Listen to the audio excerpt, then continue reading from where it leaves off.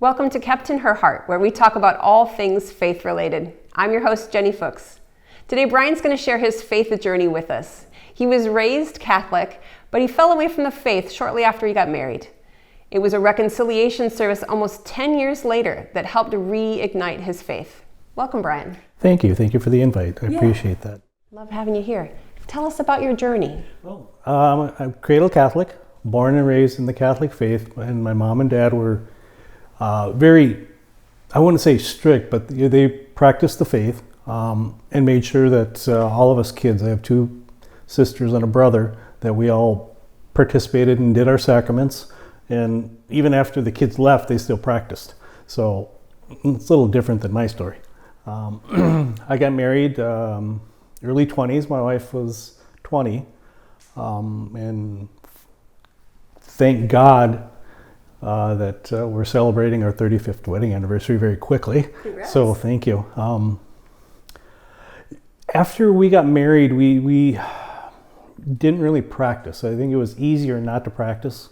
And I had a job where I worked every other week, and then, you can come up with a lot of excuses not to participate in Mass or get up and go or, just make an effort.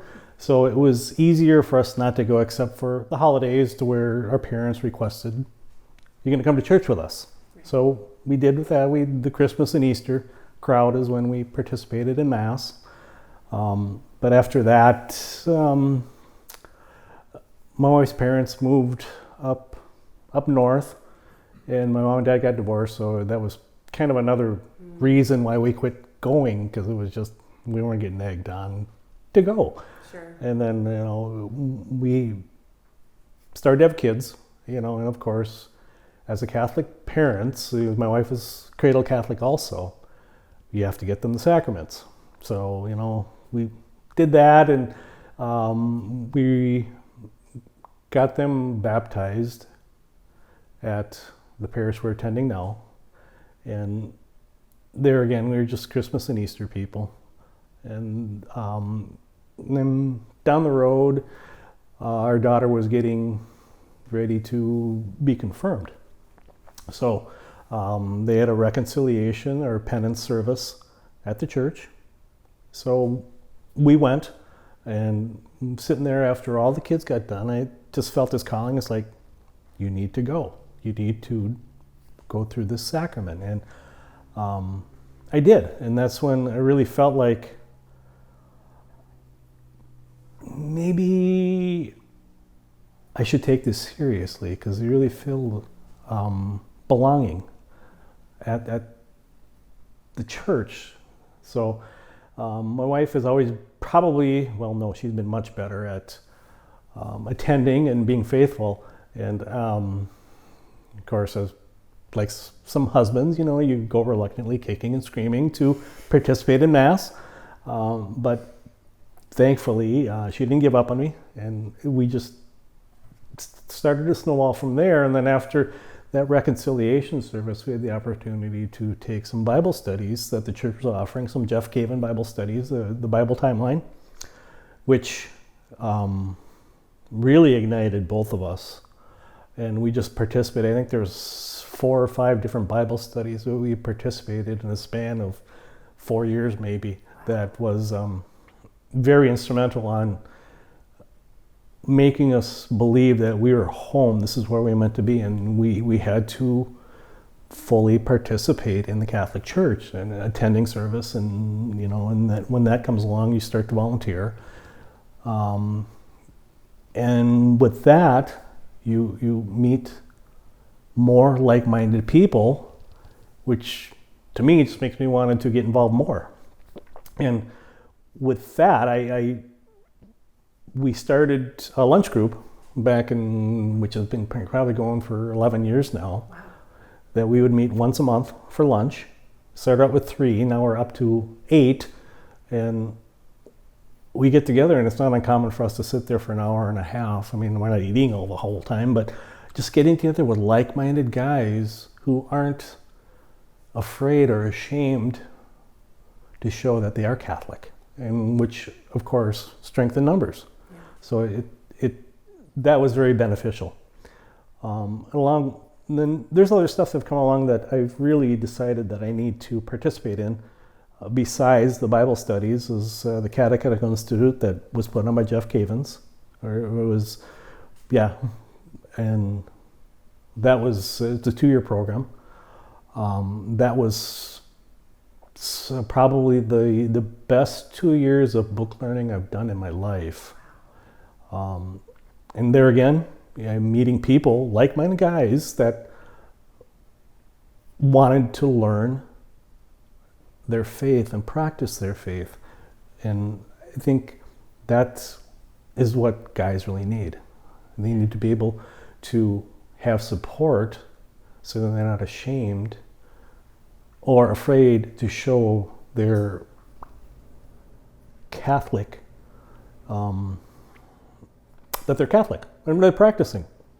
And now I've come to a point, and after getting through all that, and me and my wife are getting to be empty nesters, we really have the joy of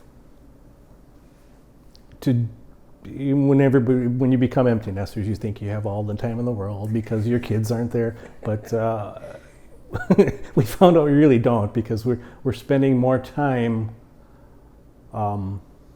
volunteering at the church and getting involved with activities at the church.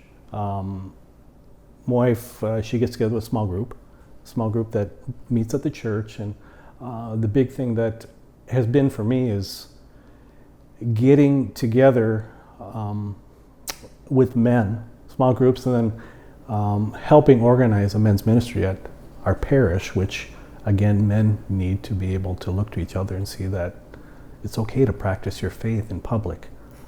So, and that has been, it's been challenging, but I won't say it's easy,